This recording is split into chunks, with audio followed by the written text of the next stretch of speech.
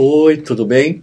Então, estamos aqui hoje. Hoje é uma pessoa que eu tô acabando de conhecer, é um ator, e eu convidei porque ele está fazendo parte de uma peça chamada Reconciliação, do Antônio Carlos. Quem assistiu e viu, a gente outro dia até fizemos um podcast sobre um livro do Antônio Carlos, sempre psicografado pela Vera Mairink Carvalho, né? E essa peça eu também ainda não vi. E eu estou muito curioso para conhecer, e para conhecer o ator também, e para a gente entender o que é essa reconciliação, o que é esse trabalho, e mais uma vez trazendo o Antônio Carlos para cá, através desse ator, Custódio Júnior, né? Isso. É isso? Isso. Custódio. Então vamos lá. Custódio, como é que você tá com essa peça? Você já é ator há muito tempo? Como é que é a tua história? Ariel, primeiramente, obrigado por estar aqui, dividir esse momento com vocês e falar de uma coisa que interessa tanta gente, né? Muita espiritualidade, relações, família, que tem tudo a ver com a peça, né? Reconciliação. A gente vai fazer um ano agora em agosto. Olha que legal também, é um momento especial, né? Vai fazer um ano. Né? De comemorar. Então, um momento muito propício de estar aqui dividindo isso com você e falar um pouco sobre essa peça. Vou falar sobre um pouco, assim, de mim, mas de uma forma muito, muito objetiva. Eu comecei minha carreira aqui em São Paulo em 2009, então já são 16 anos já de carreira. Essa peça, Reconciliação, vou falar uma coisa pessoal, tá? Tudo aqui vai ser verdade e pessoal. Essa é a primeira vez que eu faço uma peça espírita, tá? Né? A gente está falando de uma peça espírita. Eu já tinha recebido 2 convites para fazer peça com matemática, né? De cunho religioso e tal, mas eu sempre saí fora porque eu acho que no fundo eu tinha um certo preconceito em fazer esse tipo de peça. Olha. E mesmo eu sendo de uma cidade que é tipo celeiro do espiritismo, que é Uberaba. Eu nasci e fui criado em Uberaba, dentro da casa do Chico Xavier, dentro do centro espírita. Frequentou? Os meus pais conheceram o Chico. Eu não tive essa honra. Eu não tive essa honra, mas eu estive ali. Uhum. Então a minha infância foi... Mas você andou pelos lugares por onde ele caminhou? Com certeza. Você sentiu a energia dele? Sempre. Inclusive agora, mês retrasado, eu estive em Uberaba. Eu voltei na casinha dele, que é uma casinha muito humilde. Então, até nisso, quando você chega lá, você fala, poxa, como é que pode o cara fazer um trabalho tão grandioso e deixar um legado tão grandioso num espaço tão humilde, mas de tanta potência? Você sente ali uma coisa diferente. Então, o Chico Xavier realmente era um ser que já estava muito, muito, muito mais à frente do que a gente. Não tenha dúvida, o Chico é o brasileiro mais honrado. Exatamente. Para mim, ele é assim, eu acho que o mundo ainda não absorveu tudo que ele trouxe. O tamanho do né? Chico, né? O Chico, ele é muito grande. E a gente tem muitas histórias, assim, dele. Hoje quem está à frente lá é o filho, né? O filho adotivo. Ele meio que fez da casa digamos que um museu do Chico, né? Onde as pessoas possam ir, possam ver as vestimentas dele, o que ele fazia no dia a dia. Ele meio que tornou isso, mas assim, eu vejo isso com bons olhos, porque você tá ali, parece que meio que participando um pouco da intimidade do Chico. Mas a casa continua a mesma coisa, é uma coisa impressionante. Porque quem não conhece o Chico, e quando pensa na casa do Chico, pensa, nossa, deve ser uma casa tipo Perseverança, que a gente tem aqui. E não.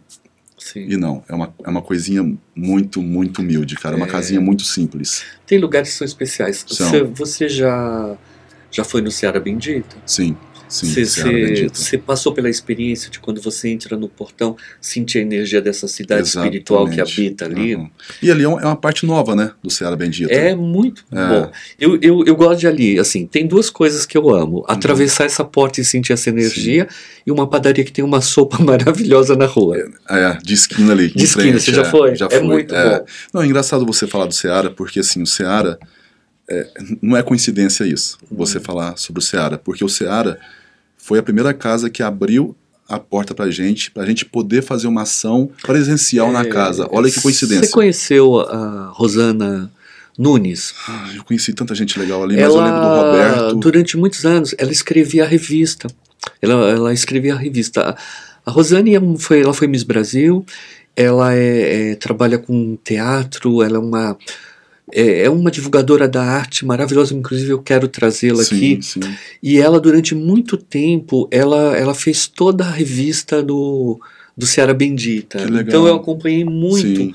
o trabalho dela. E essa revista continua. Se eu não me Continua. engano, eu acho que ela é semanal ou mensal. Ela é mensal. É mensal? Acho que é mensal. Eu não sei se ela ainda está na revista, acredito que não, porque ela começou a viajar e representar o Brasil culturalmente no mundo inteiro. Sim. É uma pessoa sensacional.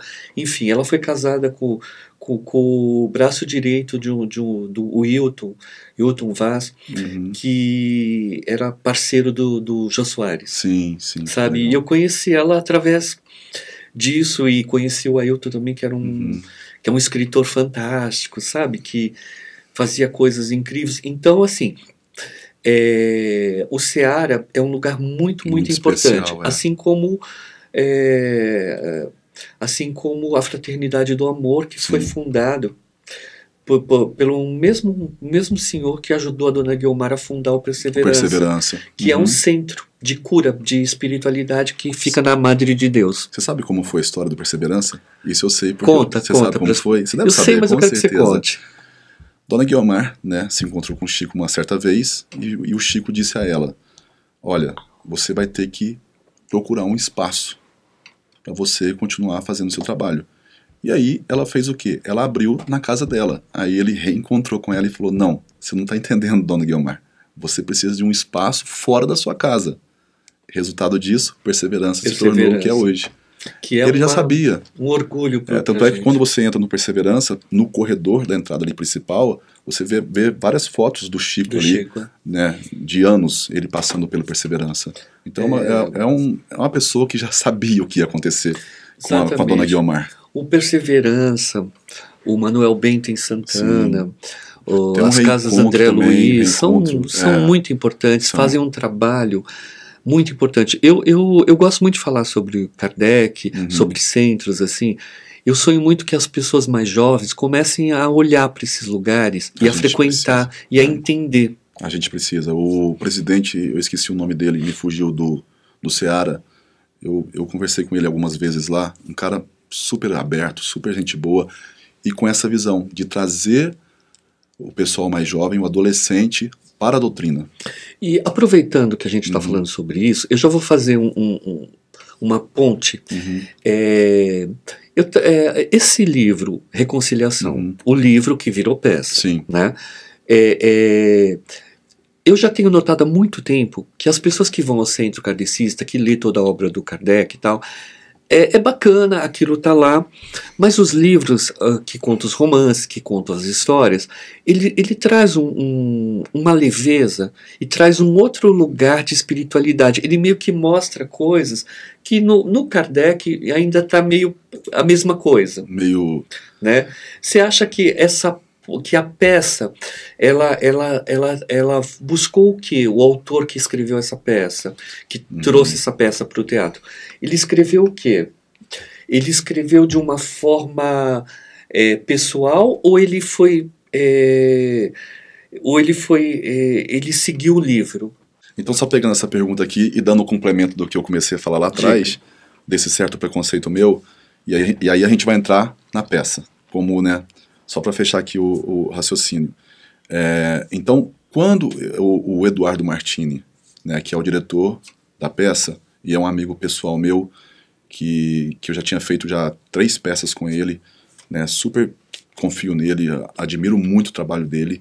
Então, quando o Eduardo me convidou e me apresentou a peça, e aí eu falei, ok, era Lúcia Marinzec, eu li, já sei que é tudo certo.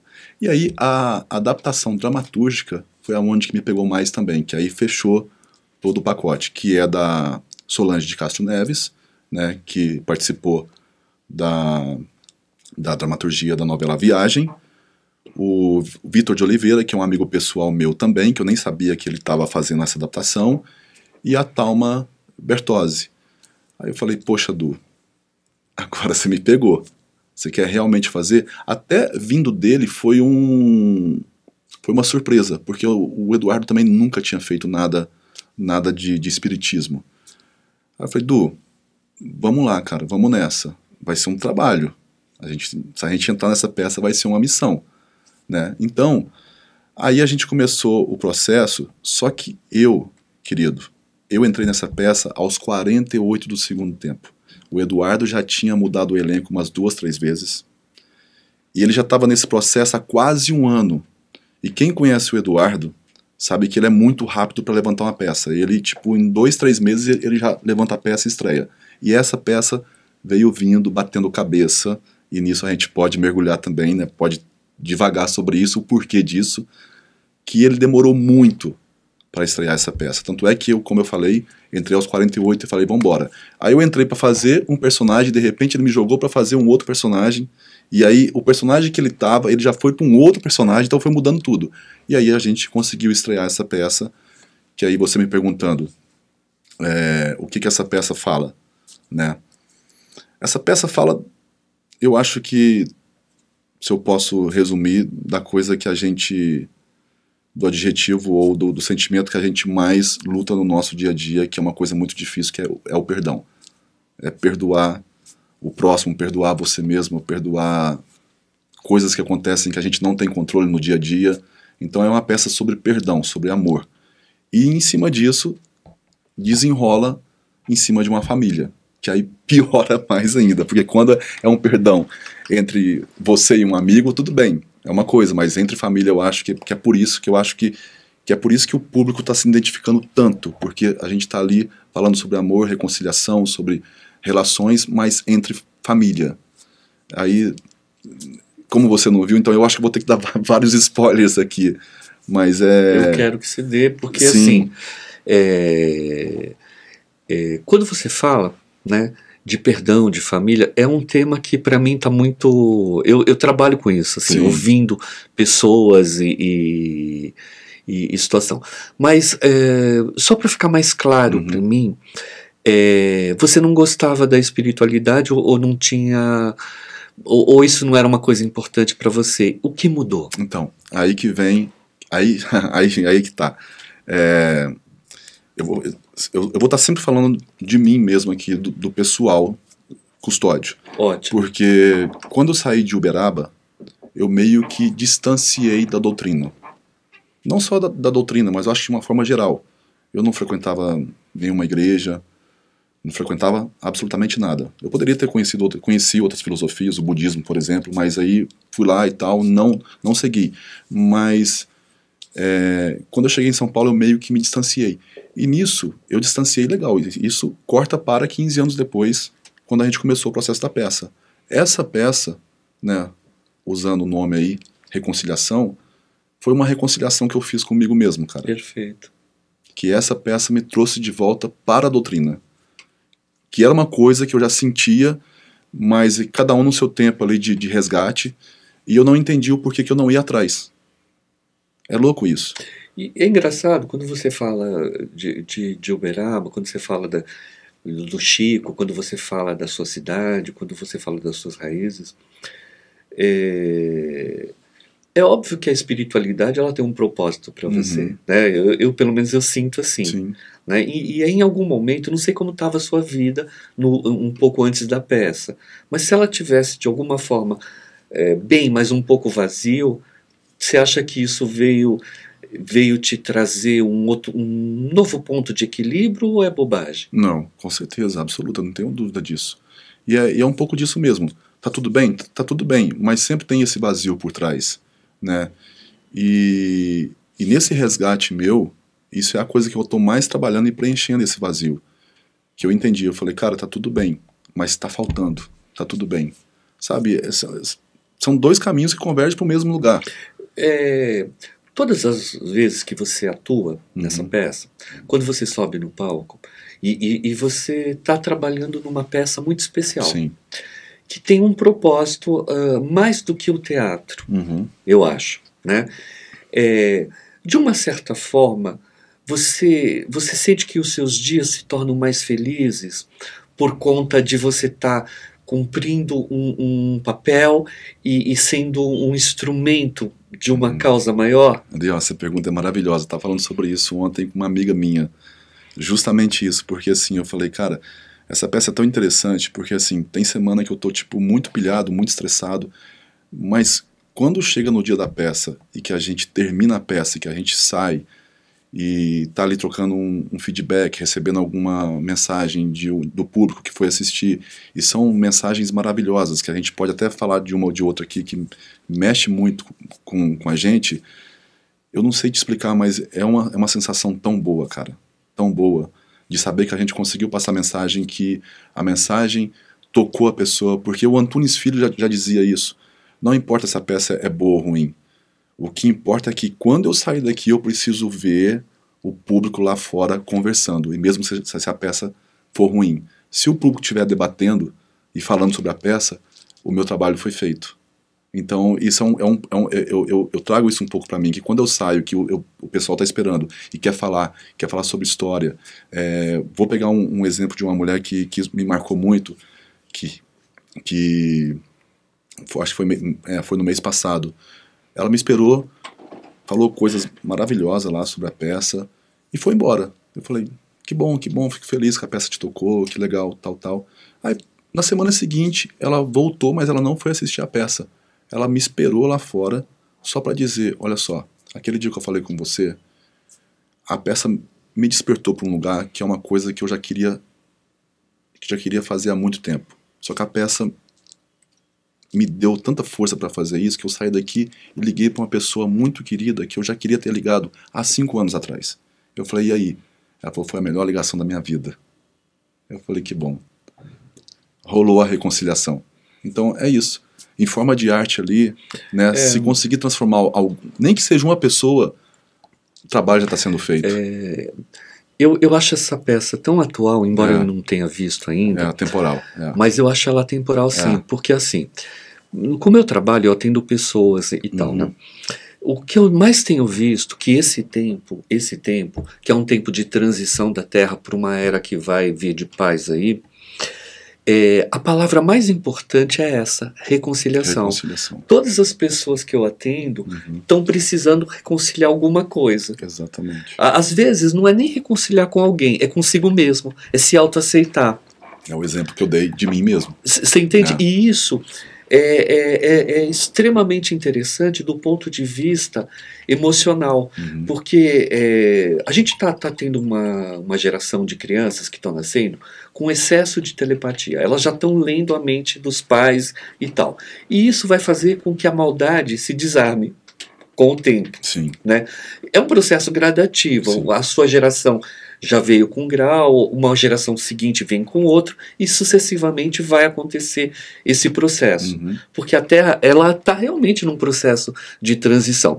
Quando você está atuando, e os atores que estão contigo, vocês se sentem flutuando? Você entende o que eu pergunto? Sim. Ou é a mesma coisa que se fosse uma peça comum? Não, comum não é. Porque assim, toda vez que eu entro, eu encosto num cantinho ali, faço a minha oração. Por mais que eu esteja ali como ator, eu estou ali como ator. Na verdade eu estava, que hoje em dia eu já vejo diferente. Lá quando a gente começou, sim, eu estava ali como ator. Mas hoje eu já me sinto uma ferramenta espiritual ali. Eu já encaro essa peça como uma ferramenta espiritual. Tanto é que todo o movimento que a gente faz hoje da peça, essa peça é uma peça independente, não tem patrocínio, não tem nada. A gente, né, eu sou coprodutor com todos os meus amigos ali da peça, os atores da peça. Somos um grupo e produzimos essa peça. Então, todo o movimento que a gente faz em prol da peça, eu falo para os meus amigos. Hoje eu faço isso por mim, porque é um trabalho para mim. Isso me deixa feliz. Eu estou fazendo isso e eu estou tendo um retorno do público. Eu toco o público, eu transformo uma vida, então eu me sinto hoje nessa peça não como ator, mas sim como uma ferramenta espiritual. E claro, a sua pergunta flutuando, claro, eu não tenho dúvida porque assim, a presença nossa na peça, quando você for ver, você vai entender. Porque a gente não tem cenário. A gente tem uma, digamos que uma rampa que discerne, que difere o plano espiritual do plano terrestre. Só para o público entender. Quando a gente sobe e quando a gente está no plano terrestre. Então a gente está todos os meus amigos, ali é uma presença tão forte, presença de estado mesmo, de espírito, que a gente passa a peça através da imagem e contando a peça. E que é um trabalho muito difícil para o ator. Porque o cenário assim, nada mais é do que muletas, para você sentar, pegar um copo d'água, para você relaxar um pouco, e ali a gente tem que estar presente o tempo todo. Só que isso já está meio já inconsciente, a gente vive mesmo ali. Tanto é que tem vários momentos da peça, as pessoas me perguntam, eu vou dar só exemplo na parte final da peça, que é um momento muito muito emocionante. E toda vez eu me emociono no final da peça. Eu não estou buscando nada na minha memória afetiva. Eu tô, tipo, realmente muito envolvido com tudo aquilo ali. Então, eu acho que talvez isso responda um pouco a sua pergunta. Eu realmente acho que eu me sinto flutuando. Porque, assim, é isso. Se você vai repetindo sempre a sua emoção naquele lugar, vai chegar uma hora que a sua memória afetiva fala assim, cara, não tem mais de onde você puxar. Mas aí é quando você realmente está muito envolvido que a magia acontece. A espiritualidade, ela tem essa mágica. Depois da pandemia, eu comecei a atender online, que até então eu só atendia presencial na maior parte do tempo. E mesmo online, ou mesmo quando não é online, tem algumas leituras que eu dou uma flutuada. Sim. Mas quando a magia acontece. Normalmente eu uso a minha técnica, eu uso a minha intuição, e a técnica principalmente. Mas quando eu consigo flutuar e consigo viajar com o consulente num grau lá em cima, cara, é como se a gente alcançasse uma transcendência. Uma transcendência. Não é? Então eu pergunto para você, para complementar essa pergunta, te traz a sua cidade de volta? Muito, muito. Tanto é que eu tô louco para levar essa peça para Uberaba. Tem que levar, Tem que levar. Tô louco. Em abril foi o aniversário do Chico, né? E quando rola o mês de abril, sempre quando entra no mês de aniversário do Chico, a cidade fica, tipo, pulsando, porque são vários tributos ao Chico Xavier. E a gente tentou muito levar essa peça em abril, só que estava muito em cima, a gente não conseguiu formalizar com a prefeitura e tal. Os eventos já estavam, tipo, meio que pré-prontos. Mas, que assim, que pena, mas com certeza, a minha cidade vem muito. Tem que levar. Agora, mudando um pouquinho e continuando no mesmo assunto, como eram seus pais com essa espiritualidade? Você tem memória afetiva disso? Sim. Poxa, cara, meus pais, eu sempre eu encho a boca para falar dos meus pais. Assim, então fale. Pessoas simples, né? Minha mãe não teve estudo, meu pai conheceu minha mãe morava na fazenda. E minha mãe foi o primeiro tudo do meu pai. Você é o mais velho? Eu sou o mais novo. Eu sou caçula. Que legal. Eu sou o quarto, o caçula de 4 homens. 4 homens. Só que um faleceu, o mais velho na época, faleceu com 24 anos. Nossa, e seus pais passaram por essa Foi uma dor? Tragédia. Só para explicar um pouco, contextualizar um pouco da tragédia, quando eu falo, é que na época ele foi fazer uma despedida de solteiro. Foi escondido da mulher, já estava com o casamento tudo pronto, igreja, salão de festa. Nossa. E o pior, a mulher estava grávida. A noiva, a Fabiana. Então, assim, quando eu falo tragédia, assim, por si só já é uma tragédia. Perder alguém que você ama muito. Mas isso intensificou muito mais. Só que isso, ao mesmo tempo, essa gravidez dela, quando a criança nasceu, o netinho nasceu, a criança foi meio que um refúgio para o meu pai. É como se Deus tivesse tirado um filho e trouxesse outro. Então isso meio que alentou um pouco, digamos assim, porque é difícil, né? E tem um olhar espiritual aí muito forte, né? Tem. Um pro outro. Outro. Eu entendo o que você quer dizer. Mas aí meus pais é isso. Aí a minha mãe, né, dona de casa, minha mãe bordava muito naquela maquininha dos pezinhos, Sei. sabe, de costura. Aquelas antigas. As antigas. Isso é uma imagem muito forte que eu tenho da minha mãe, assim, aquele barulhinho. Eu lembro que quando eu acordava aqui, tava aquele barulho, eu falava, tá tudo bem. Eu adoro esse barulho, eu adoro. Sabia? É reconfortante. A minha mãe herdou a máquina da bisavó, da avó dela. Sim. Então esse barulho para mim também é muito forte. É muito forte. E meu pai sempre trabalhou com transporte. Meu pai começou trabalhando de ônibus, e aí depois ele montou o próprio negócio dele. Ele, né, comprou um caminhãozinho velho ali, foi indo, depois passou pro melhor, aí depois comprou uma carreta, já saiu de um caminhão e foi para uma carreta, mas o transporte sempre foi o forte do meu pai, porque na minha região o agro lá é muito forte, né? Tem muito campo, né? É muita soja, milho, então meu pai foi por esse caminho.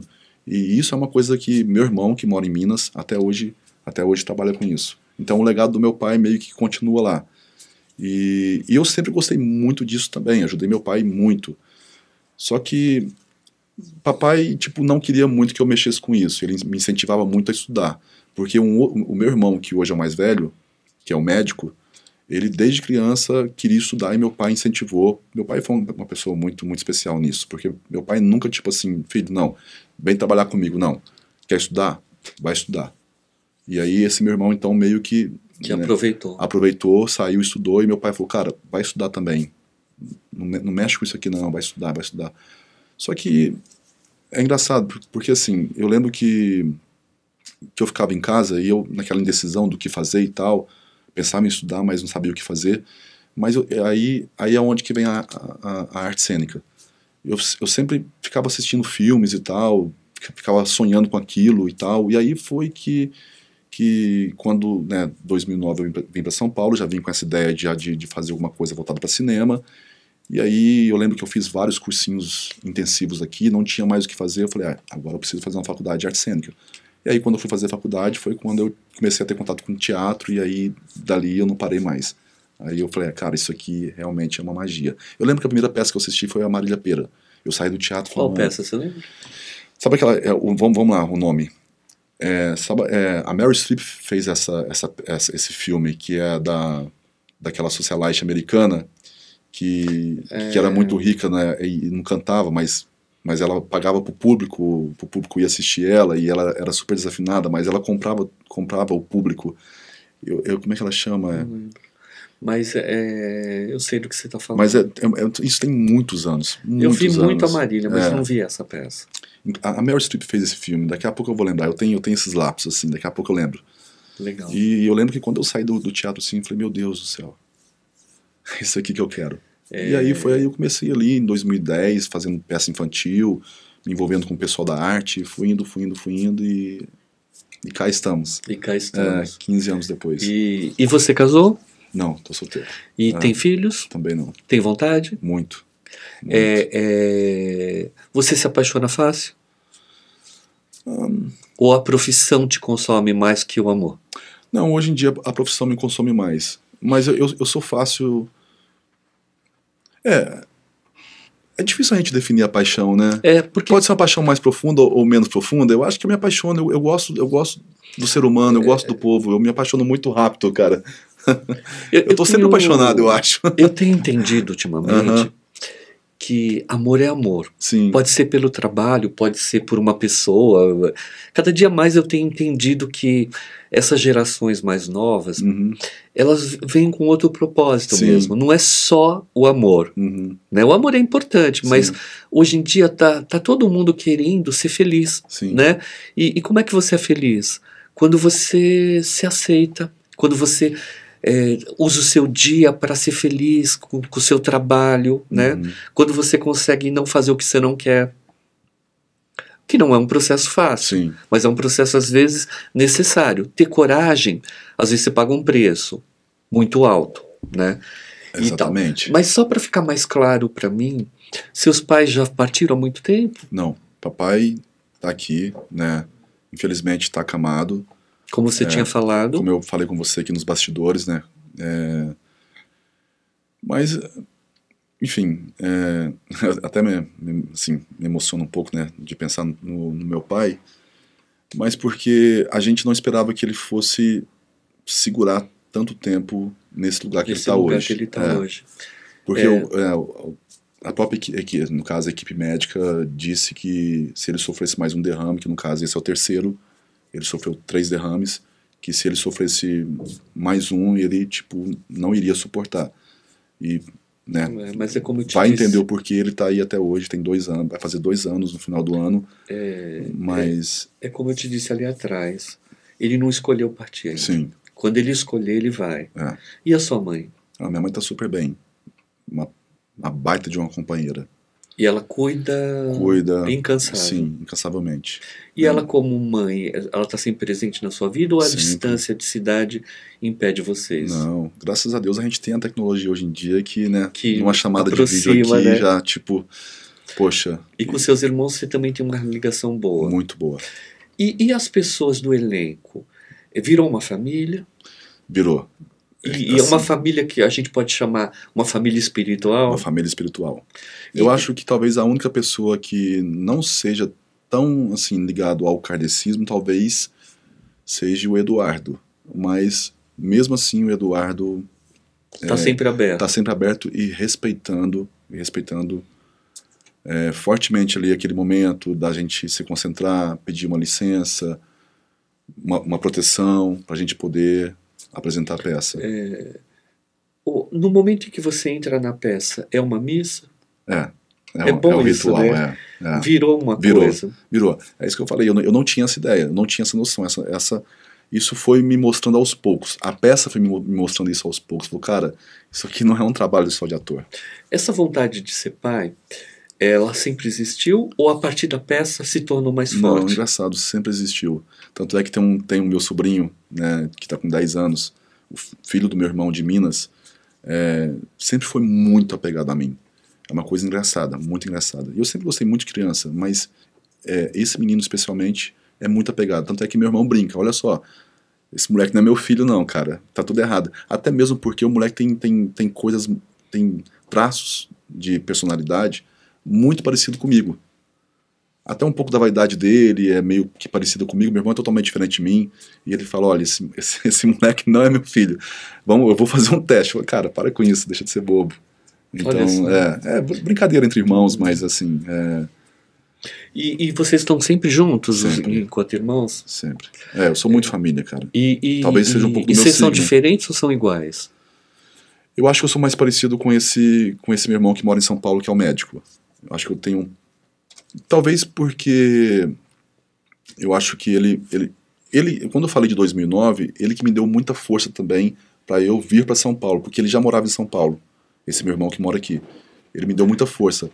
E como ele morou na minha adolescência, como ele morou muito fora, ele morou na Argentina. Ele passou 6 anos estudando lá. Então eu não sei por que também te explicar isso, mas eu sempre também tive uma ligação muito forte com ele, mesmo à distância. Eu ficava tipo ansioso para ele chegar, para entrar as férias, para que ele viesse para o Brasil e encontrar com ele e tal. E em termos de caráter, personalidade, assim, eu acho que eu sou muito mais parecido com ele do que esse meu irmão de Minas. Em algum momento você teve depressão? Sim, eu não tenho dúvida. Eu acho que eu tenho, mas assim, num grau, digamos que controlável. Mas eu estou sempre atento, assim, Ariel, a E isso. essa depressão, você tem um olhar de onde ela vem? Então, é uma coisa que eu estou sempre investigando. Eu acho que talvez tenha mais a ver com um pouco do externo do que do próprio interno. Talvez da parte química, não sei. As pessoas que são livres, espiritualmente falando, né? Que nem você está contando a sua história, sim. E a sua história é bem relevante para mim. Você nasceu próximo de espiritualidade, através do Chico, numa cidade que respirava espiritualidade de uma forma ou de outra. Você se distanciou em algum momento porque você foi focar na carreira e precisava ver os aprendizados técnicos, tudo aquilo. De repente você vai para uma peça espírita e você traz de volta a sua espiritualidade. Você acha que o fato de você ser uma pessoa tecnicamente espírita, mas não religiosamente espírita, faz você lidar melhor com essa depressão que todos nós temos, em maior ou em menor grau? Nossa, sem dúvida. Sem dúvida.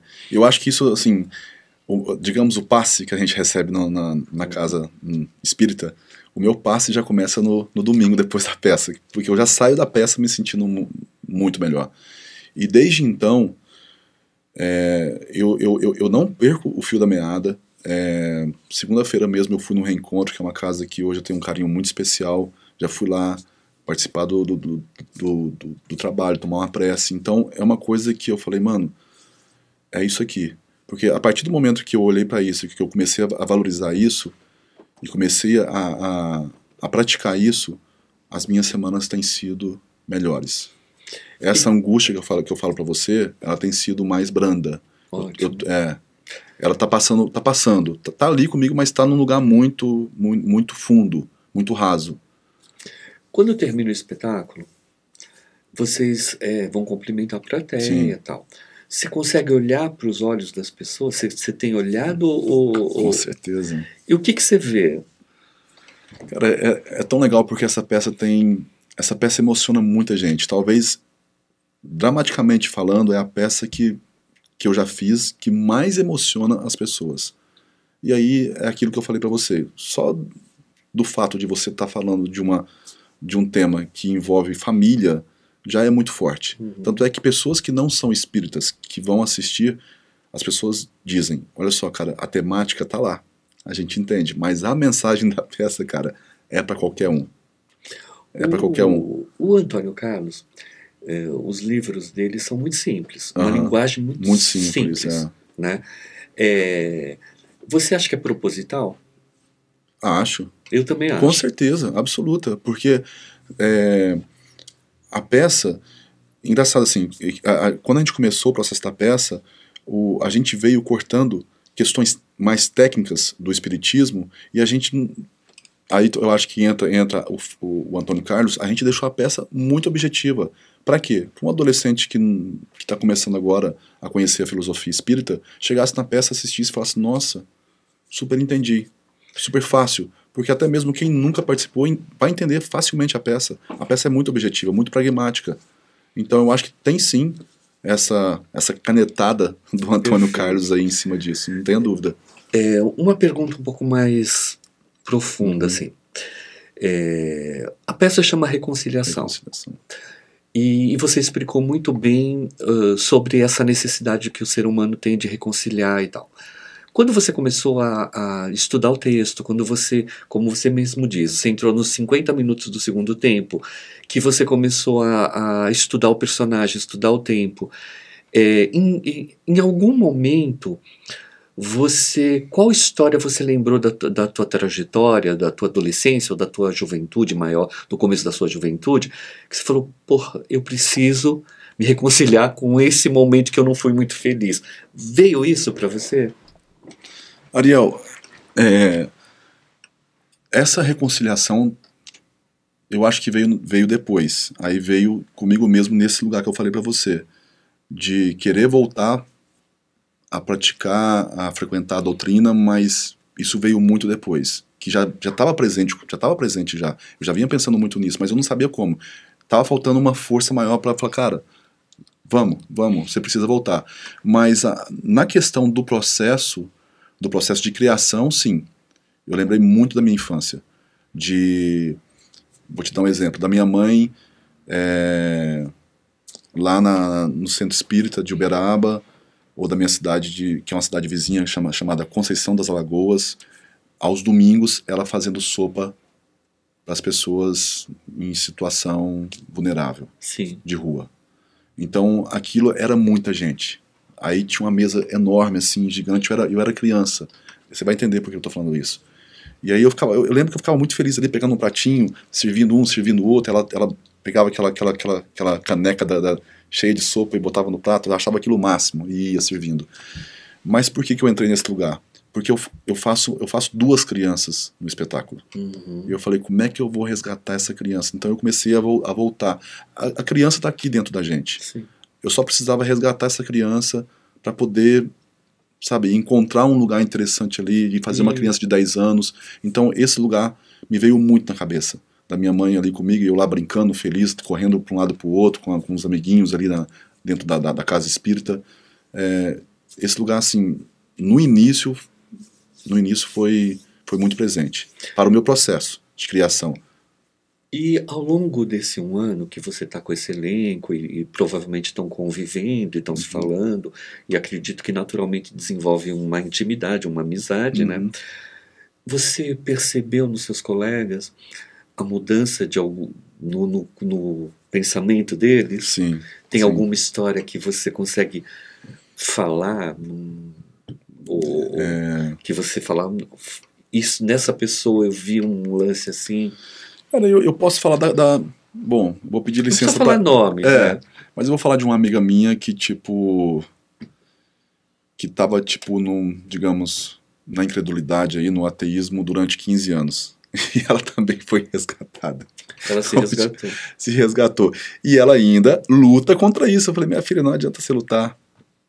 Isso já estava dentro de você, esperando só o momento. É a mesma coisa comigo. Já estava aqui já. É questão de tempo. E ela fica brava, ela está relutando. E só que ela está relutando, mas está indo. Olha que legal. Esses dias ela ficou chateada com uma coisa aí, um trabalho aí e tal. E ela falou, eu não quero acreditar em mais nada, eu não quero participar disso, não sei o quê. Eu falei, não adianta. Você já tá. Perfeito. Essa história, assim, acho que de uma pessoa que, tipo, tava há 15 anos, né, na incredulidade aí, não acreditando em mais nada, de repente ela é resgatada. Perfeito. E ela já tinha participado já do kardecismo. Então ela já conhecia. Só que ela, de vez em quando, ela dá uma relutada, mas eu acho que ela não tem falta mais, não. Perfeito. E fora essa peça, você está em cartaz em alguma outra peça? Você está estudando para algum texto? O que você está fazendo? A gente encerrou uma comédia semana passada. Ah. Uma pena. Porque se eu tivesse vindo aqui antes, eu iria com certeza falar um pouco dessa peça, que é uma pegada totalmente diferente. Tanto é que a gente brincava, né, com as pessoas que saíam da peça Reconciliação. Aí eu falava, olha, agora vem assistir uma peça leve para você se divertir, tal. Mas infelizmente a peça acabou semana passada. Eu acho que a gente volta assim com a peça, porque essa peça ficou em um ano em cartaz, fez muito sucesso, chamada Ladrão que Rouba Ladrão. Tem 100 anos de perdão. Ficou um ano em cartaz, foi muito legal. Vai voltar com certeza. Vai voltar com certeza. Isso é o teatro brasileiro tradicional, né? A comédia brasileira. Sim. Comédia de farsa, né? A gente chama comédia de situação. É aquela situação que embola e todo mundo numa saia justa. É a comédia de situação. Foi bem legal. Tem umas peças, né? E é uma comédia, assim, é um texto super, super atual, cara. Não tem ofensa a nada, é um texto super inteligente. Porque hoje em dia tá difícil fazer comédia. Mudou muito, né? E que bom. É isso, não tem espaço mais para você ofender o outro. Bom, é uma coisa, a minha visão. Eu sempre me incomodou essa coisa de ofender o outro, sabe? Rir da desgraça do outro. Tudo bem, a comédia é isso, mas dá pra gente fazer comédia com inteligência. E esse texto era um pouco disso. É um texto muito inteligente. Olha, eu acho assim, eu vou muito ao teatro. Uhum. E tem muitos autores novos que estão nascendo e são talentosíssimos. Sim. O Brasil ele vai bombar em teatro. Com certeza. O Brasil está achando uma fórmula de ser. Eu acho que essa mexida que o cinema brasileiro está tendo, né, está sendo muito legal. Sim. E outra, eu cada dia menos eu começo a ver as pessoas valorizando o cinema brasileiro e o teatro brasileiro. Necessário, né, cara? Eu uma levo pena os que a gente... meus sobrinhos, que são mais jovens, para ver teatro e tal, porque eu vou sempre ao teatro. Teatro, para mim, é como respirar o ar. Você sabe, assim, é uma coisa que eu sempre falo, cara. Eu não sei, assim, se algum político já teve, tipo, uma ideia sobre isso, mas se eu chegasse a ser um político na minha vida, com certeza isso era uma pauta, seria um projeto que eu iria levar para o Congresso, sem dúvida. Eu acho que o teatro deveria estar nas escolas, mas não de forma obrigatória. Que estivesse ali, junto com a redação. Porque é tão legal quando você pega, tipo, sei lá, uma obra do Machado de Assis e aí pega um livro e tal, e de repente vocês vamos fazer disso, vamos representar isso.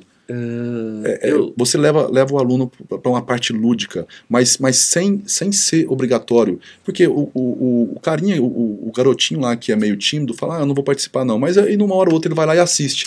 Aí ele fala, nossa, que coisa legal. Eu fiz o colegial sim, num colégio chamado Sedom, em Santana.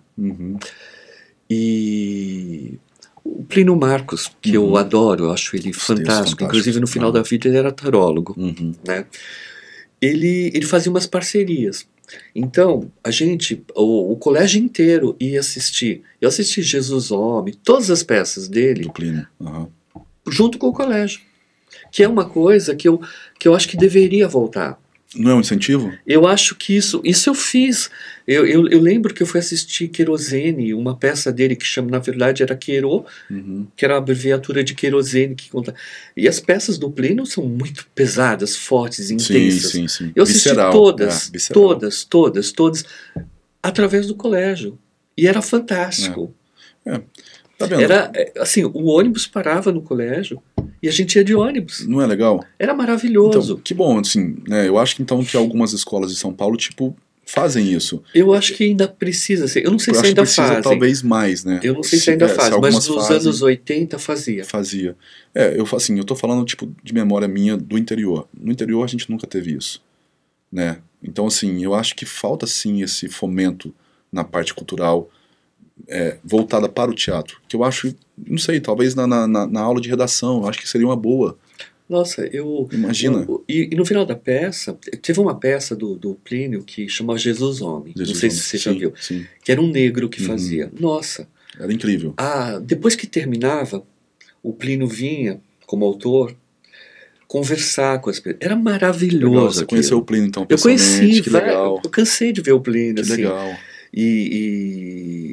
E tal. Além dele ter sido um ator de uma novela que revolucionou a televisão brasileira, que foi Beto Rockefeller, Uhum. que até então era uma linguagem de romances cubanos, argentinos, peruanos e tal. Uhum. A partir de Beto Rockefeller, a novela começou a ter um olhar brasileiro. Sim. E o Plínio foi muito importante nesse contexto todo. E casado com uma das maiores atrizes que o Brasil tem, como que é o nome dela? Fez 80 e poucos anos agora. Ela é sensacional, cara. Tá na ponta da língua, né? Oh, meu Deus, como eu sou péssimo com o nome. Ela fez um personagem na televisão, numa novela da Globo à noite, com Raul Cortez, que ela fazia empregada. Eu lembro daquilo, eu me emociono até hoje. Uhum. Mas ela tá na ponta da língua o nome dela. Depois a gente vai dar um Google e vai botar lá. Vamos botar na edição. Porque ela precisa dessa referência, porque ela é uma das grandes atrizes desse país. Sim. A gente tem. Nossa, cara, a gente tem pessoas que. Não, tem muitas atrizes. A Cleide Diáconos, o que falar dela? Sim. Né? O que falar? Camila Amado, que faleceu também tem pouco Camila tempo. Amado. Nossa, tem muita gente assim.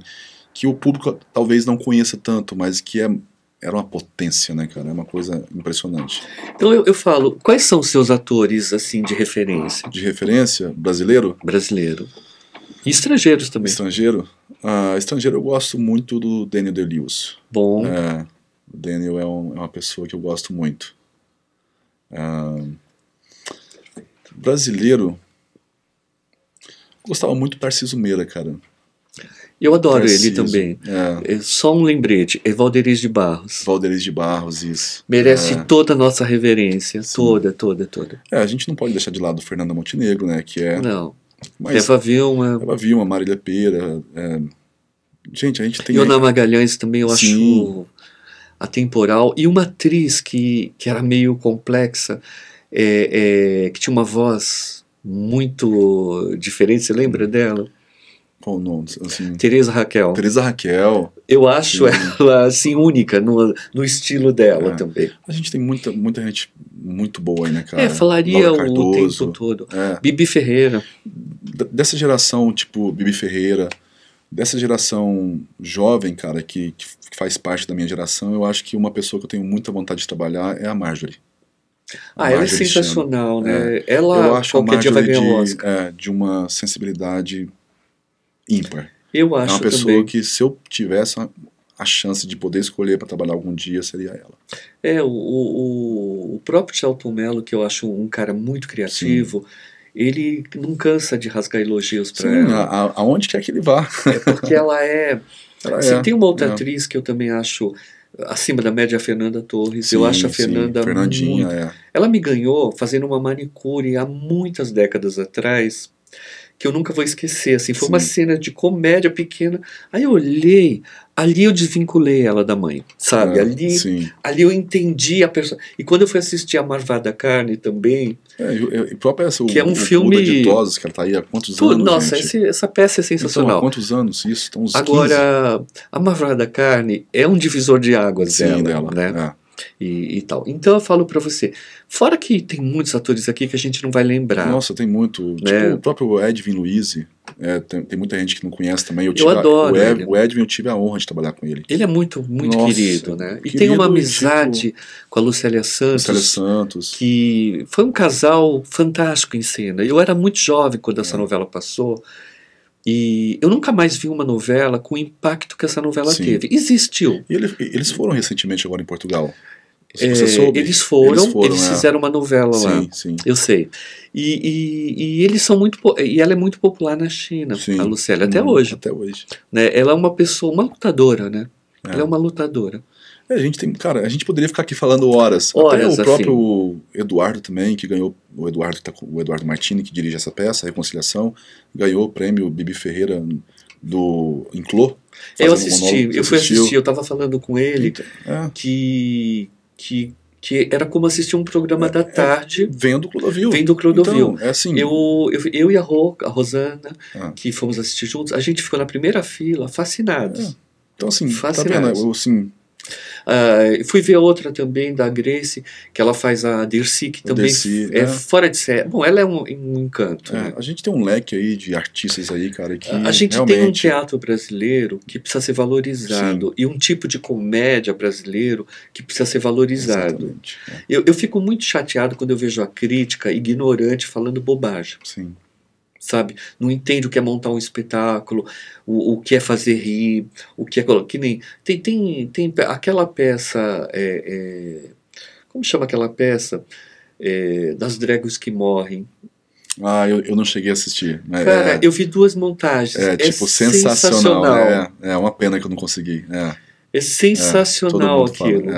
Sabe? Eu vi 2 montagens. Eu dei a sorte de ver num teatro em Santana e depois aqui pertinho no Teatro Fernando Torres. Que legal. Que é um teatro muito bom também, que está aqui no Tatuapé.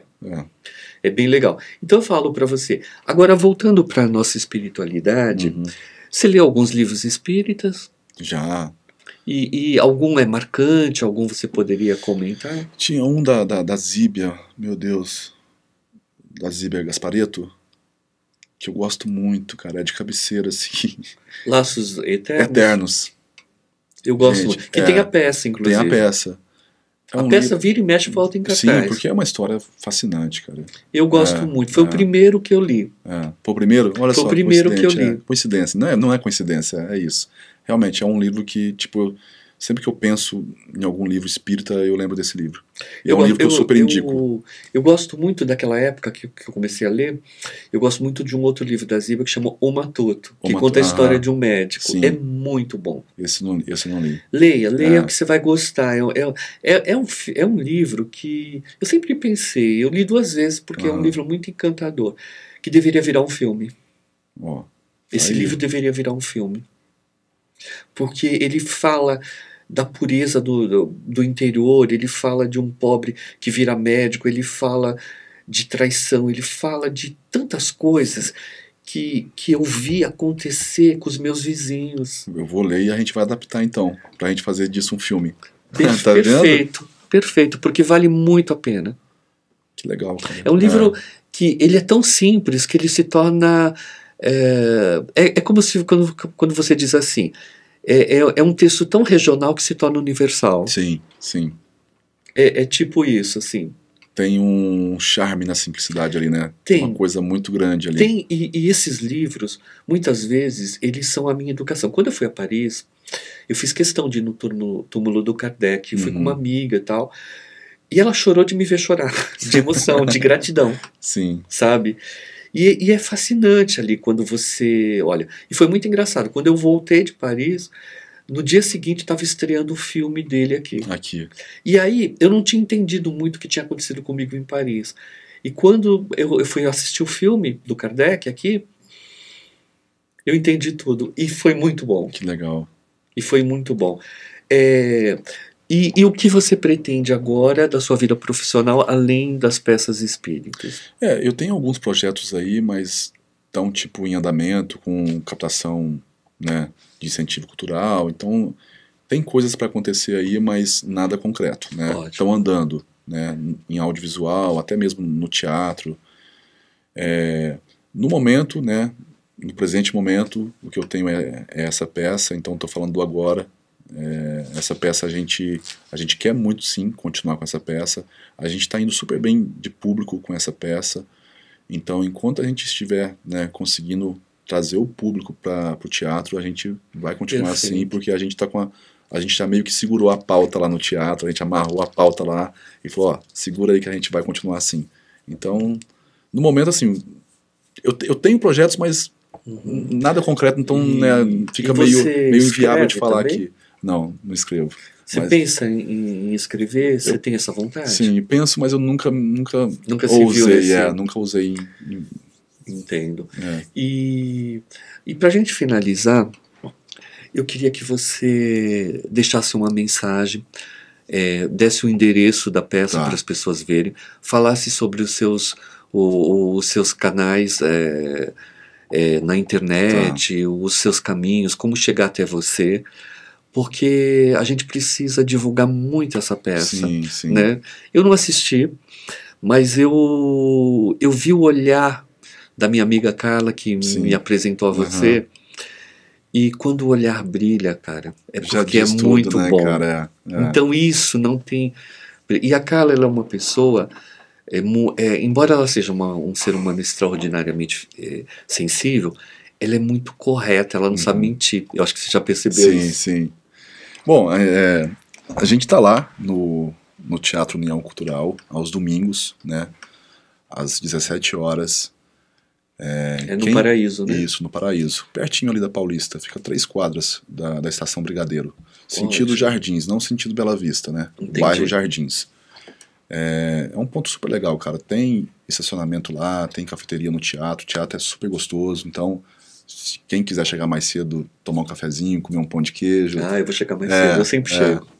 E a gente tá lá às 17 horas. A gente, no mínimo até o final de setembro. Mas a gente está amarrando os próximos meses também, porque a gente tá indo super bem lá. Quem quiser fazer contato, quiser falar comigo sobre a peça ou algo do tipo, né, eu tenho a minha rede social que é Júnior Custódio, né, meu Instagram e o meu Facebook também, só tem essas duas ferramentas, porque já é muito para mim, Uhum. não consegui fazer TikTok, não consegui fazer nada, só fico ali no Instagram.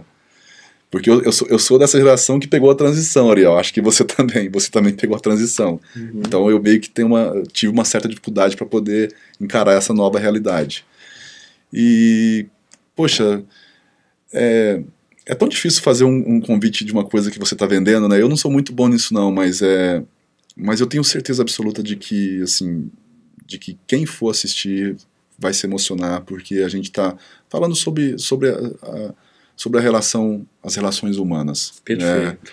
E essa complexidade do ser humano, da psique, né? Para quem gosta disso e quer entender um pouco mais sobre isso, né? Ver de uma forma mais distante e se permitir também enxergar de uma forma diferente, porque não é só isso que a gente está vendo aqui, tem algo por trás também, entendeu? Uhum. Então, quem quiser, tipo, se permitir um pouco nesse lugar, vá assistir a peça, que a peça tem uma mensagem muito bonita, e eu tenho certeza que a pessoa vai sair de lá tocada Eu e também tenho. transformada. Bom, esse É, aqui é o Janela do Cotidiano. Hoje eu trouxe aqui essa pessoa incrível falando da peça Reconciliação. E você que está em casa, você que está nos vendo, você que caiu nesse lugar aqui e está nos enxergando, se você pretende ou quer fazer uma reconciliação, talvez essa peça seja o início uhum, de você começar o seu processo de pensamento.